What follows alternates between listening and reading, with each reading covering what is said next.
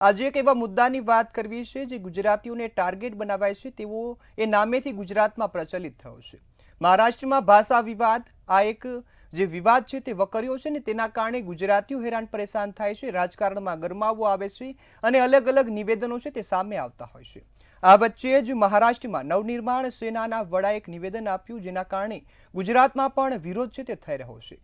આ નિવેદનમાં સરદાર વલ્લભભાઈ પટેલ અને મોરારજી દેસાઈને ટાર્ગેટ બનાવવામાં આવ્યા, તેમના પર આક્ષેપ કરવામાં આવ્યા। આ નિવેદનને કારણે હવે લોકો છે તેનો વિરોધ કરી રહ્યા છે અને ખાસ પાટીદાર સમાજ આનો વિરોધ કરે છે। ત્યારે આજે સીધો સંવાદમાં આ જ મુદ્દા પર ચર્ચા કરવી છે।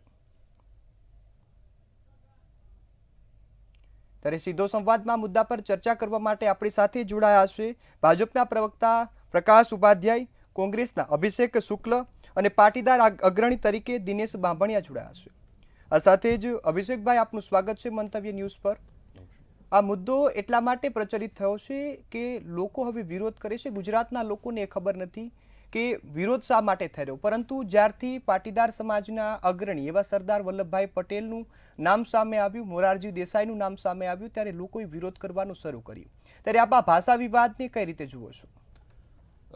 સૌપ્રથમ તો ભાષા ઉપર જે વિવાદ એ ખૂબ જ દુઃખદ અને કમનસીબી કહેવાતી ઘટના છે અને બધા જ ધર્મ અને ભાષા, દરેક જાતિના લોકો એ દરેક ભાષા અને દરેક ધર્મને અપનાવવાનો એ પોતાનો બંધારણીય અધિકાર આપણને ભારત દેશમાં બંધારણમાં આપવામાં આવ્યો છે।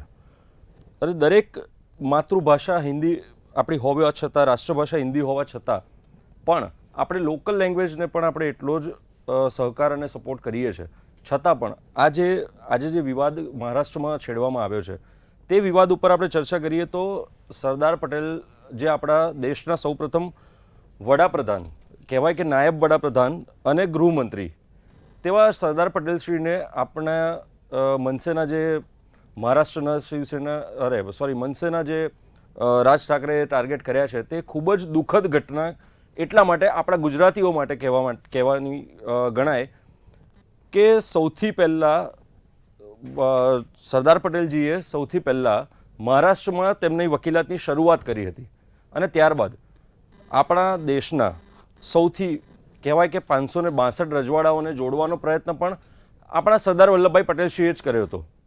તો તેવી હાલતમાં આપણે વડાપ્રધાનશ્રી જે નાયબ વડાપ્રધાન જે હતા, જે વલ્લભભાઈ પટેલ, તેમને ટાર્ગેટ કરીને જે મુદ્દો છંછેડવાનો પ્રયત્ન કરવામાં આવ્યો છે તે ખૂબ જ નિંદનીય અને દુઃખદ ઘટના કહેવામાં આવે। જી બિલકુલ અભિષેકભાઈ, આ વચ્ચે તેઓએ નિવેદન એવું આપ્યું કે સરદાર વલ્લભભાઈ પટેલે મુંબઈને મહારાષ્ટ્રમાં ભેળવવાની ના પાડી હતી અને તેનો વિરોધ કર્યો હતો। એક બાજુ વાત એવી આવે કે સરદાર વલ્લભભાઈ પટેલે ભારતના તમામ રજવાડાઓના જે રાજાઓ છે તેમને મનાવ્યા અને ભારતને એક કર્યું અને અખંડ ભારતની જે છબી છે તેને સુધારી હતી, પરંતુ આ વચ્ચે આવું નિવેદન આપવું એ ખૂબ જ ગંભીર ઘટના ગણાવી શકાય। ત્યારે આપ આ મુદ્દાને એ રીતે જુઓ છો? ત્યારે હું આપને પ્રશ્ન એક પૂછવા માંગીશ કે કોઈ પણ રાજ્યના રાજકારણમાં એક ભાષાને વધુ પ્રાધાન્ય આપવું એ યોગ્ય ન ગણી શકાય, ત્યારે ભાષાને પ્રાધાન્ય આપવા મુદ્દે આપ કઈ રીતે જુઓ છો?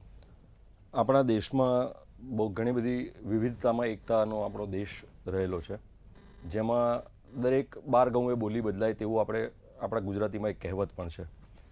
દરેક રાજ્યની પ્રાંતની પોતાની ભાષા હોઈ શકે, પણ આપણી માતૃભાષા એક હિન્દી પણ છે, જેને પણ આપણે સ્વીકારીએ છીએ। પણ આ બાબતમાં જે નિવેદનો આપવા, બેફામ નિવેદનો આપવા, એમાં જે આપણા દેશના, આપે જેમ કહ્યું કે નાયબ વડાપ્રધાન જે સરદાર વલ્લભભાઈ પટેલને ટાર્ગેટ કરવાનો ખૂબ નિંદનીય અને નિમ્ન કક્ષાનો પ્રયત્ન જે કર્યો છે તેને હું વખોડી કાઢું છું સખત શબ્દોમાં।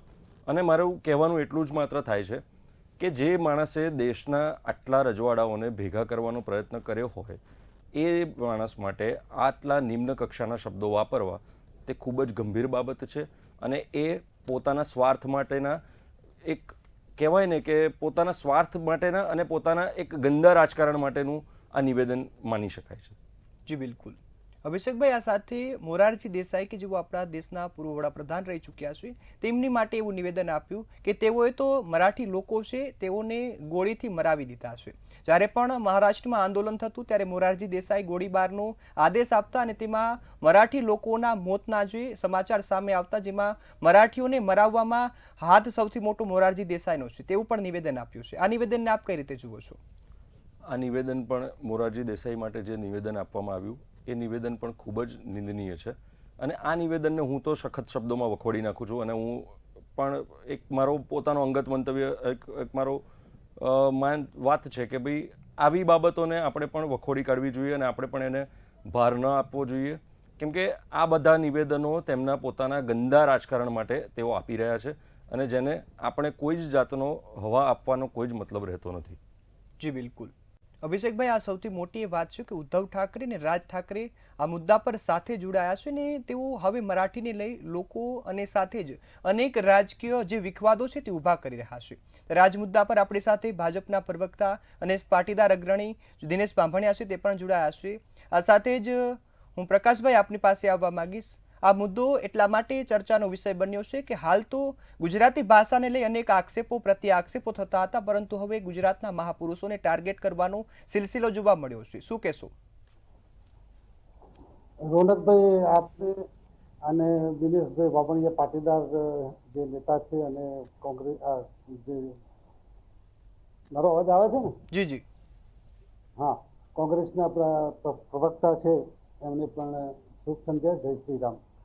હવે આ જે મુદ્દો જે ખરો ને એ ભાષા, મરાઠી ભાષા, ગુજરાતી ભાષા કે હિન્દી બોલતી ભાષા વચ્ચેનો મુદ્દો નથી આ લોકોનો, ઠાકરે બ્રધર્સનો. એ આપણે પહેલી સમજવું પડશે, કારણ કે હવે રાજ ઠાકરે તો કઈ ગણા કાંઠા એકાદ સીટ છે કે નહીં, વિધાનસભામાં લોકસભામાં તો ઝીરો છે અને રાજ ઠાકરે પણ અત્યારે સમજો કે ઘરે બેઠેલા છે. એટલે એમની હવે નજર જે મ્યુનિસિપલ કોર્પોરેશનની જે મુંબઈમાં જે ચૂંટણી આવવાની છે એ અડધા એનું બજેટ હોય છે, એટલે એમને ગમે તેમ કરીને એ મુંબઈના ચૂંટણીમાં મ્યુનિસિપાલિટીના જો એમનો દોરો ત્યાં છે એના ઉપર છે અને એના લીધે આ બધું હવે મરાઠીવાદ અને ગુજરાતીવાદ ને હિન્દીવાદ, પહેલાં આ લોકો યુપી ને બિહારને ટાર્ગેટ કર્યા તો બિહારી લોકોને યુપીના ત્યાં આગળ જે લોકો નાના મોટા વ્યવસાય કરે છે. ગઈકાલે રાજસ્થાનના એક મારવાડી વેપારીને પણ એમણે લાફાપટ્ટી કરી હતી, કાનપટ્ટી કરી હતી. અને તમે જુઓ કે રાજ ઠાકરેનું તો રાજકારણ જ આ રીતે બેફામ જ છે. એમને શું બોલવું શું ના બોલવું, બસ જ્યાં ત્યાં કરીને આ લોકો તમે નહીં વિચારતા હોય. આજથી મને યાદ છે કે મારા એક મિત્ર જૈન વાણિયા છે, એ મુંબઈમાં વર્ષોથી છે ને મોટી પાર્ટી છે, તો એમણે મહેસાણાની અંદર વોટર પાર્કમાં એમની દીકરીના લગ્ન લીધા. મેં તો કહી કેમ એવું છે લા, એટલે કે અહીંયા ગાડી તો અમે રોશની આ બધા પપ્પા કહે તો એ વખતે શિવસેનાની સરકાર ચાલતી હતી, એટલે કે શિવસેના વાળા આવીને અમારી જોડે ખંડણી ઉઘરાવે અને કરોડો રૂપિયા આપવા પડે ને તો બધું તોડફોડ કરી નાખતા હોય. એટલે આ લોકોનું જે માનસિકતા હોય છે ને એ આ રીતની હોય છે. એમાં મહારાષ્ટ્ર કે મરાઠી ભાષા પ્રત્યે કોઈને પણ અણગમો ના હોય. મારા પર મુંબઈમાં ઘણા મિત્રો રહે છે, ગુજરાતના પણ ત્યાં ગયેલા આપણા મિત્રો ગણાય છે અને એવું કશું હોતું નથી. પણ અમને એમનો રોટલો શેકવા માટે આપણા સરદાર વલ્લભભાઈ પટેલ સાહેબ અને મોરારજી દેસાઈ જે વડાપ્રધાન હતા એમને જે અને સરદાર વલ્લભભાઈ પટેલ જે નાયબ વડાપ્રધાન હતા એમને હવે ટાર્ગેટ કરવા માંડે છે.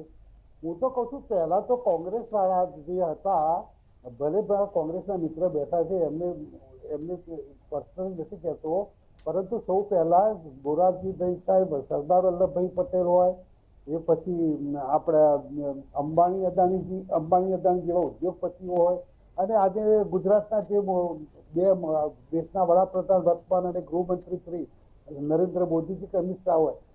કોંગ્રેસે તો પહેલાથી જ ગુજરાત ખટકતું હતું અને આજે હવે ટ્રાન્સફર થઈને હવે ઠાકરે બ્રધર્સ ઉપર આવી હામી થઈ ગયું છે.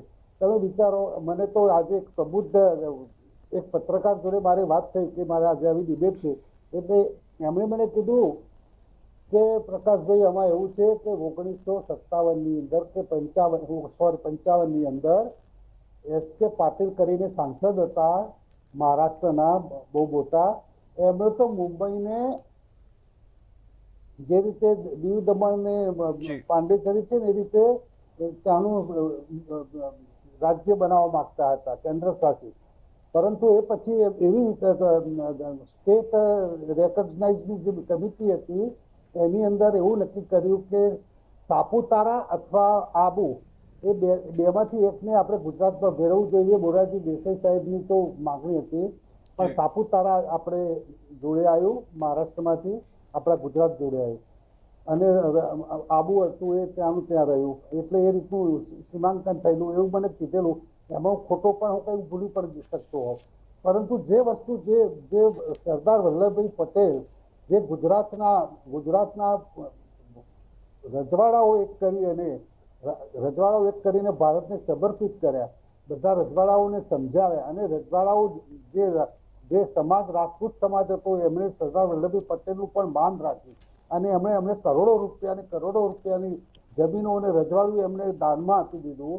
એવા સરદાર વલ્લભભાઈ પટેલ જે ગુજરાતનું નાક કહેવાય, મહાત્મા ગાંધીજી, સરદાર વલ્લભભાઈ પટેલ, અને એમને મોરારજીભાઈ દેસાઈ પણ અમને દશેરામાં મોરારજી, આ તો મહારાષ્ટ્ર અને ગુજરાત એ બે તો ભાષાકીયના લીધે મોરારજીભાઈ દેસાઈને સમજૂતી કરી અને મહાગુજરાતમાંથી મહારાષ્ટ્ર અલગ કર્યું અને ગુજરાતની અલગ કરી.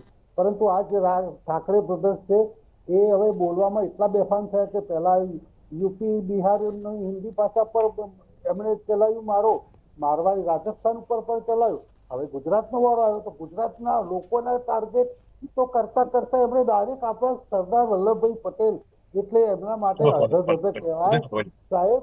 અને મોરારજીભાઈ દેસાઈ જેવા વડાપ્રધાનને જો કે ટાર્ગેટ કરીને જો એમ કહેતા હોય કે મોરારજી દેસાઈએ 2 રાજ્યો કર્યા અને એમનો રસ હતો, એમનો દોડો મહારાષ્ટ્ર ઉપર છે, મુંબઈ ઉપર છે. અરે ભાઈ, મુંબઈ તો આર્થિક નગરી છે કે કોઈ તમારો દુનિયાનો કોઈ પણ માણસ કે કોઈ પણ રાજ્ય તમારો આપણો મુંબઈનો જે દરિયો છે એ કોઈ નથી લઈ જવાનું, ત્યાંની સંસ્કૃતિ અને ત્યાંની ભાષાએ કોઈ નથી લઈ જવાનું. હા, ત્યાંની ભાષા વર્ષોથી જે લોકો, હું ગુજરાતના લોકોના મિત્રોના ઘરે જઉં છું, મને 10 જ સેકન્ડ આપજો રોનકભાઈ, હું ગુજરાતના ત્યાં લોકો જઉં છું તો એમના વેપારીઓના ફોન આવે તો ગુજરાતી લોકો એમની જોડે શુદ્ધ મરાઠીથી જ ફોન ઉપર વાતો કરતા હોય છે. એવું નથી કે મરાઠી નથી બોલી શકતા, બોલે છે.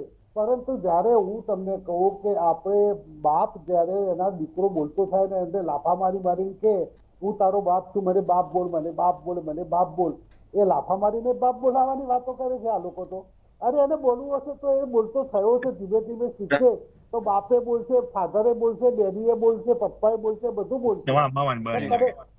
તમે લાફા મારીને તમારો બાપ બોલતા શીખવાડ્યું હોય, જી પ્રકાશભાઈ. જી રોનકભાઈ.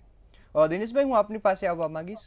પાટીદાર સમાજ માટે ખાસ ગૌરવની વાત એવું કહેવાય કે સરદાર વલ્લભભાઈ પટેલ છે તે વર્ષોથી ભારતને એક કરવામાં પોતાનું જે જીવન છે તે સમર્પિત કર્યું અને ભારતના તમામ રજવાડાઓને એક કરી અને અખંડ ભારત છે તે બનાવ્યું છે. ત્યારે આ વચ્ચે પાટીદાર સમાજના અગ્રણી અને ખાસ ગુજરાતના પનોતા પુત્ર સરદાર વલ્લભભાઈ પટેલ પર આવું નિવેદન કરવામાં આવે તો એ ખૂબ જ એક દુઃખદ અને દયનીય જો ઘટના છે તે આપણે ગણાવી શકાય. આપ આ મુદ્દાને એક પાટીદાર અગ્રણી તરીકે કઈ રીતે જુઓ છો? તો સરદાર વલ્લભભાઈ પટેલ એટલે કોઈ પાટીદાર સમાજ માટે કે એના માટે નહીં, સમગ્ર ભારતના અખંડ ભારતના નિર્માણ માટે જેમનો સિંહ ફાળો રહ્યો છે એવા શ્રી સરદાર વલ્લભભાઈ પટેલનું આ અપમાન એટલે એક સામાન્ય એક રાજનેતા જેને કહેવાય કે એક મુંબઈ શહેરના કોઈ એકાદા 2 વોર્ડમાં કદાચ એનું વર્ચસ્વ હોય કે ન હોય ખબર નથી મને, એવા વ્યક્તિ જો આનું સરદાર વલ્લભભાઈ પટેલ પ્રત્યે ટીકા કરે ને એ વાત ઉપર આપણે ડિબેટ કરીએ એ પણ સૌથી મોટી કમનસીબી વાત છે. કારણ કે રાજ ઠાકરેની કોઈ એવી ઓકાત નથી કે એનું કોઈ એવું દેશ માટે સમર્પિત એનું કોઈ સમર્પણ નથી કે સરદાર વલ્લભભાઈ પટેલ કે મોરારજી દેસાઈ માટે એ કંઈ પણ શબ્દો બોલી શકે.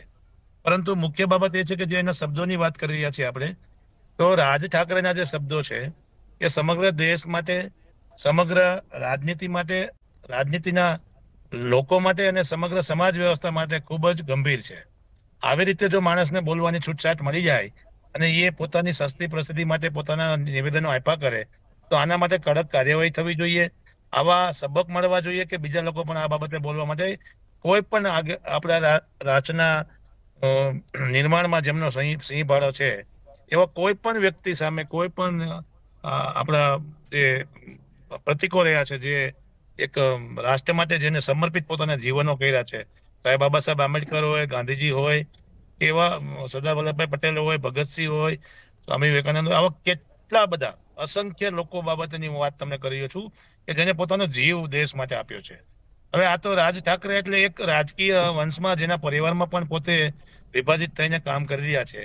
ઘડીક આ બાજુ, ઘડીક આ બાજુ, ઘડીક ભાઈ ભારતીય જનતા પાર્ટીના સપોર્ટમાં જાય છે, ઘડીક કોંગ્રેસમાં જાય છે, ઘડીક આમાં જાય છે, જેનું કોઈ પોતાનું કોઈ વધુ જ નથી.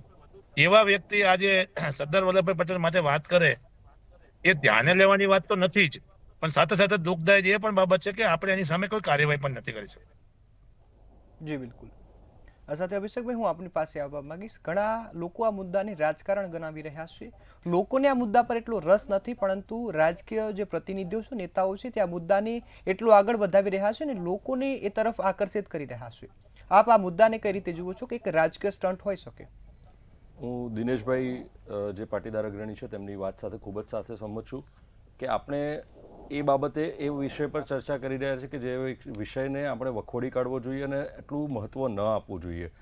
કેમ કે સરદારે આપણા ગુજરાતના પનોતા પુત્ર હતા, જે લોહ પુરુષ હતા, રહેશે અને છે જ, જેમાં કોઈ જ પ્રકારે આવા ફાલતુ વ્યક્તિઓના એક નિવેદનથી આપણે એને બદલી શકવાના છે જ નહીં. અને ઇતિહાસમાં એમ આપણા સરદાર સાહેબનું જે યોગદાન છે એ આપણે સૌને ખબર છે.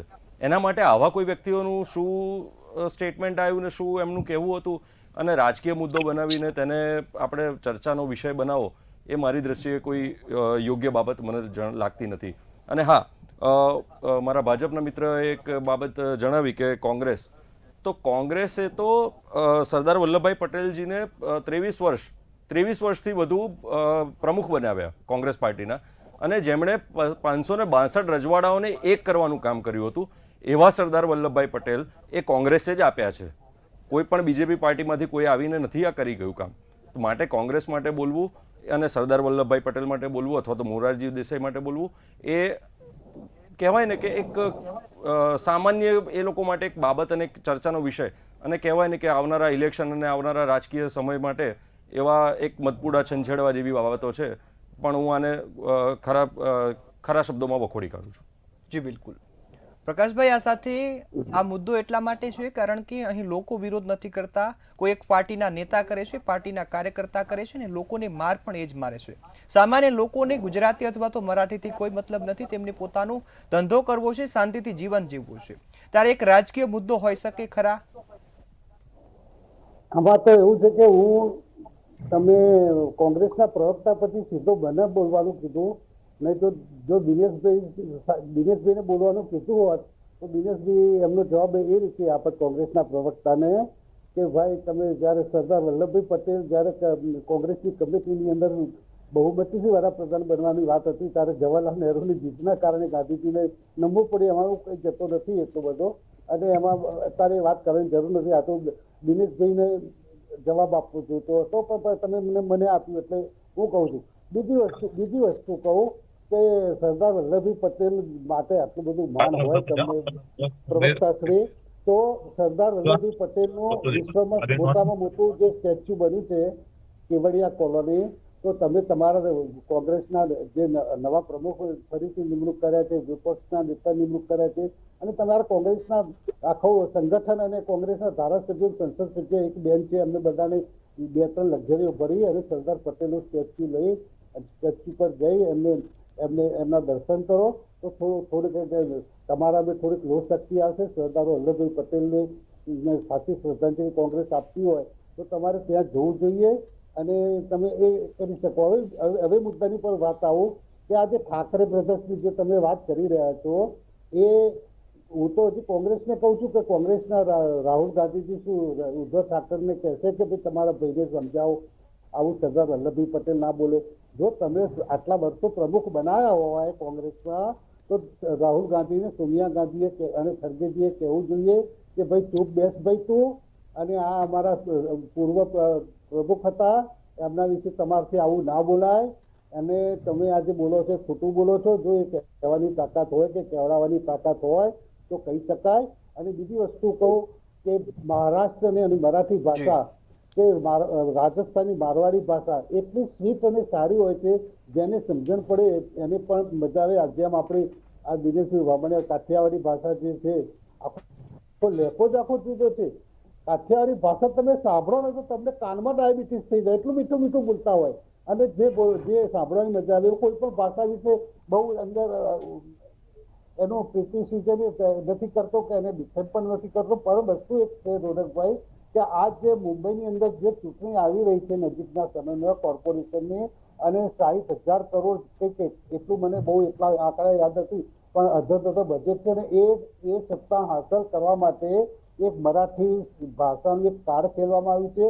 અને મહારાષ્ટ્ર પણ સમજે છે કે ગુજરાત વગર કે યુપી બિહારના વગર મહારાષ્ટ્ર પણ એક અધૂરું છે. એવું એક આર્થિક છે. તમે જુઓ તો ત્યાં આગળ કોર્પોરેટ ઓફિસો છે, ત્યાં આગળ બોલીવુડ છે, ત્યાં આગળ ટીવીના મોટા મોટા ટીવી ચેનલોની સ્ટુડિયો છે, અને અનેક ચેનલોની સ્ટુડિયો વધતા બોલીવુડ ગણો, ત્યાંના ઉદ્યોગો ગણો આજુબાજુના મહારાષ્ટ્રની આજુબાજુની અંદર. અને જે વિકાસ જે થયો છે, અને એમને જો મુંબઈનો વિકાસ કરવો હોય તો આ ઉદ્ધવ ઠાકરેના રાજની અંદર એમણે બુલેટ ટ્રેનનો જે જમીન સંપાદનમાં એમણે રોક લગાવી. આ તો ભલું થયું આપણું કે આપણે અત્યારે ફડણવીસજી અને શિંદેજીની સરકાર છે, ભાજપની એનડીએની સરકાર છે, એટલે ફરીથી પાછું બુલેટ ટ્રેનનો જે પ્રોજેક્ટ હતો ફરીથી ધમધમતો થયો છે. એટલે આપણે એ વિચારવું જોઈએ. હા બરાબર. જી બિલકુલ. અભિષેકભાઈ, આ વાત સાથે આપ સહેમત છો કે શું? પ્રકાશભાઈએ જેમ કહ્યું કે રાહુલ ગાંધીજી અને સોનિયા ગાંધીજીએ કહેવું જોઈએ, પણ અત્યારે હાલમાં તો કેન્દ્રમાં આપની જ સરકાર છે અને પ્રદેશમાં પણ આપની સરકાર છે. તો માનનીય વડાપ્રધાન શ્રી પક્ષની રીતે વાત કરું છું, સરકાર તો જે કહેવું છે સરકાર કહેવા છે. ના પણ અમે તમે અરે ભાઈ પ્રકાશભાઈ, આપે વાત કરી કે અમિતભાઈ ગઈકાલે પ્રમુખ બન્યા અને એમને અમદાવાદ આવતાની સાથે જ સરદાર વલ્લભભાઈ પટેલ એરપોર્ટ પરથી ઉતરતાની સાથે જ સરદાર વલ્લભભાઈ પટેલ ઇન્ટરનેશનલ એરપોર્ટમાંથી બહાર નીકળતા જ જે સરદાર વલ્લભભાઈ પટેલની મૂર્તિ છે ત્યાં ફૂલહાર કર્યા જ છે. તમે એવું કહેતા હો કે નથી કર્યું અને અપમાન કરવાનો કોંગ્રેસનો કોઈ ઈરાદો છે જ નહીં, અને કોંગ્રેસે તો હંમેશા સન્માન કર્યું જ છે ભાઈ. અને બીજી વસ્તુ કે આપને મારે સીધું મારે આપને પૂછવું છે કે શા માટે સરદાર વલ્લભભાઈ પટેલના નામ પર જે સ્ટેડિયમ હતું અમદાવાદમાં મોટેરામાં, એને શું કામ નરેન્દ્ર મોદી નામ આપવામાં આવ્યું? બીજી વસ્તુ કે અમદાવાદનું નવરંગપુરાનું સ્ટેડિયમ જી પ્રકાશભાઈ, હું આપને રોકવા માંગીશ, આપનો મુદ્દો ભટકી રહ્યો છે. જી પ્રકાશભાઈ, આપ એક બાદ એક આપની વાત પૂરી કરશો. જી અભિષેકભાઈ. પ્રકાશભાઈ, મારો એક બીજો એ મુદ્દો એ છે કે નવરંગપુરાનું જે આપણું સ્ટેડિયમ છે તેનું નામ પણ સરદાર વલ્લભભાઈ પટેલ સ્ટેડિયમ જ છે. તેનું નામ પણ આપ ગૂગલ મેપમાં સર્ચ કરીને જોજો તો નરેન્દ્ર મોદી બતાવે છે. એ આપને કદાચ ખ્યાલ નહીં હોય, સર્ચ કરજો, અને હું ખોટું બોલતો હોઉં તો મને કહેજો, જણાવજો. જી બિલકુલ અભિષેકભાઈ. પ્રકાશભાઈ, હું આપને રોકવા માંગીશ, આપનો મુદ્દો ભટકી રહ્યો છે. આપણે આ મુદ્દા પર પણ ક્યારેક ચર્ચા કરશું, પરંતુ આજે ભાષા વિવાદનો મુદ્દો છે. જી પ્રકાશભાઈ, હું આપને રોકવા માંગીશ. જી પ્રકાશભાઈ. દિનેશભાઈ, હું આપની પાસે આવવા માંગીશ. એક પાટીદાર અગ્રણી તરીકે હવે આપ આગામી સમયમાં શું પગલાં ભરવામાં આવે તેવી માંગ કરો છો? હવે તો એવા પ્રશ્ન છે કે કૂતરા ભસે ને સામે જવાબ આપવા જવાની વાત છે. રાજ ઠાકરે નું કોઈ એવું અસ્તિત્વ છે જ નહીં, રાજનીતિમાં પણ નથી, પરિવારમાં પણ નથી, અને શિવસેનામાં પણ નથી. એટલે જે મનસેના એક નેતા તરીકે પોતે જે વાત કરી રહ્યા છે, આને કોઈ જવાબ, આને કોઈ વાત અથવા આની કોઈ ગણના કરવાની મારા હિસાબથી કોઈ થતું જ નથી. ના, એક વસ્તુ છે કે આની પ્રત્યેના જે કઈ કાયદાકીય પ્રક્રિયાઓ થતી હોય એ 100% કરવી જોઈએ, ને અમારું સંગઠન એ બાબતે એને કોર્ટમાં ધકેલી દેવાનો પ્રયાસ 100% કરીશું. જી બિલકુલ. દિનેશભાઈ, અહીં જે પાટીદાર સમાજની વાત નથી, પરંતુ સંપૂર્ણ ગુજરાતના લોહ પુરુષ તરીકે ઓળખાતા અને ગુજરાતનું ગૌરવ ગણી શકાય એવા સરદાર વલ્લભભાઈ પટેલ અને મોરારજી દેસાઈને ટાર્ગેટ એટલા માટે કરવામાં આવ્યા છે કે ક્યાંય ને ક્યાંય ગુજરાતીઓને નીચું દેખાડવા માંગે છે, અને ખાસ એવું કહેવા માંગે છે કે ગુજરાતીઓની નજર મુંબઈ પર છે. જી મેં આપને કીધું કે જેની રાજનીતિનો જ વિષય નથી, જેને ગુજરાતની સમગ્ર દેશના અને વિશ્વમાં જેનું નામ છે, એવા સરદાર વલ્લભભાઈ પટેલ વિશે જયારે એને વાત કરી હોય ત્યારે એના પગના નખ જેટલું પણ જો કામ એને આ રાજનીતિમાં કે આ સમાજ વચ્ચે કર્યું હોય તો જ એને અધિકાર છે. બાકી શું બોલે છે, શું કામ બોલે છે, કયા મેળો છે, એનું એનાલિસિસ શું કામ કરીને આપણે સમય બગાડવો જોઈએ? હું તમને કહું છું કે ત્યાં મહારાષ્ટ્રમાં અત્યારે પ્રાંત અને ભાષા વિવાદ ચાલી રહ્યો છે. તો એ પ્રાંત વિવાદમાં એમને સફળતા નથી મળી રહી, એટલા માટે એ લોકો હવે આ બાબતની ચર્ચા કરી રહ્યા છે. મુખ્ય બાબત એ છે કે જયારે રાજનૈતિક સ્ટેટમેન્ટોને ટ્વીટ્સ કરીને જ્યારે પ્રેઝન્ટ કરવામાં આવતા હોય છે, પછી એ વ્યક્તિઓ પોતાની જાતને અથવા પોતાના સન્માનને એ પણ ભૂલી જતા હોય છે કે અમે કોના વિશે વાત કરી રહ્યા છે. મારું તો એવું સ્પષ્ટ મારું વ્યક્તિગત નહીં, હું તો ઓપનલી કહું છું કે આવા વ્યક્તિઓને જે કંઈ સજા થતી હોય અને જાહેરમાં ટીંગાડીને આની સામે કાર્યવાહી કરવી જોઈએ. સરદાર વલ્લભભાઈ પટેલ હોય કે કોઈ પણ જેનો ભારતની લોકશાહી મેળવવામાં જેમનો ક્રાંતિકારી જીવ ગુમાવ્યો છે, એવા તમામ કોઈ પણ આગેવાનો વિશે કે કોઈ પણ રાષ્ટ્રપુરુષો વિશે બોલે ત્યારે કોઈ પણ વ્યક્તિ હોય, ચાહે રાજ ઠાકરે હોય કે અન્ય કોઈ બી હોય, એની સામે કડક કાર્યવાહીના કાયદેસરની પ્રક્રિયા સરકારે કરવી જોઈએ. જી બિલકુલ. ત્યારે આ મુદ્દો એટલા માટે જરૂરી છે કે ખાસ રાજકારણનો ભોગ ન બનવું જોઈએ અને લોકોએ ખાસ સમજવું જોઈએ. મહારાષ્ટ્રના અને ગુજરાતના લોકો તો હળી મળીને રહે છે, પરંતુ રાજકીય નેતાઓ આ મુદ્દાને રાજકીય ઢાળ આપી અને ક્યાંક ને ક્યાંક લોકોને ભટકાવવાની કોશિશ કરે છે. ત્યારે આ મુદ્દા પર આપ અમારી સાથે જોડાયા. આપ ત્રણેય મહાનુભાવોએ ખૂબ સરસ માહિતી આપી અને ચર્ચા કરી તે બદલ આપ સૌનો ખૂબ ખૂબ આભાર. ત્યારે ખાસ આ મુદ્દા પર લોકોએ ધ્યાન કેન્દ્રિત કરવાનું છે કે કોઈ પણ રાજકીય પક્ષ, રાજકીય પાર્ટી કે રાજકીય નેતા કોઈ પણ નિવેદન આપે ત્યારે એ નિવેદનમાં કોઈને કોઈ એનો હેતુ છુપાયેલો હોય છે ને હેતુ રાજકીય જ હોવો જોઈએ તે લોકો માને છે, પરંતુ ખાસ લોકો મહાપુરુષોને જે યાદ કરી, તેઓની જે બલિદાન છે તેને યાદ કરીને ખાસ ઓળખ આપતા હોય છે ને એ પણ જળવાઈ રહે તે જરૂરી છે. ત્યારે આ મુદ્દાને આપ આજે અહીં જ સમાપ્ત કરીએ છીએ. ફરી મળીશું નવા વિષય સાથે. ત્યાં સુધી મને રજા આપશો. નમસ્કાર.